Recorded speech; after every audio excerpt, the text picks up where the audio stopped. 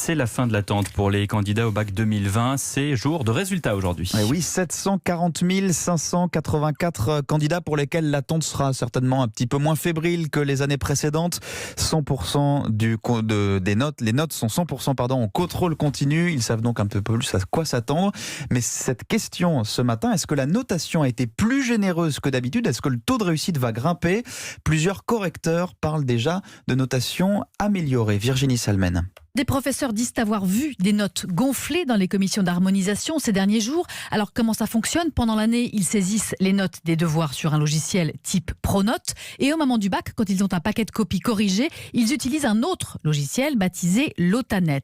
C'est en recopiant les notes de l'un à l'autre que certains ont pu les modifier, avant même la tenue des jurys, selon Sophie Vénétité du SNES. C'est là qu'il y a un espèce de vide, un espèce de flou, puisqu'il n'y a pas de contrôle sur ce qui a été fait entre le logiciel pour les notes de l'année et le logiciel du baccalauréat. Certains établissements ont ainsi essayé de pousser à la hausse les résultats de leurs élèves. Pour le représentant des proviseurs du SNPDEN, Bruno Bobkiewicz, les statistiques vont sûrement grimper. On risque d'avoir des taux de réussite un peu meilleurs, alors peut-être de 1, 2, 3 points. Mais est-ce que c'est très grave? J'en suis pas certain. La dernière expérience qu'on en a, c'est mai 68. Les élèves qui ont ensuite poursuivi leurs études au niveau études supérieures n'ont pas moins bien réussi que les autres années. Ça prouve donc qu'il faut être capable de relativiser la place du bac. Et tant mieux s'il y a moins de redoublons cette année, puisque l'an prochain, la réforme du lycée arrive en classe de terminale. Voilà, rendez-vous à 9h. Merci, et nous on se donne rendez-vous à 7h30 pour un nouveau journal. Merci Théo Manval.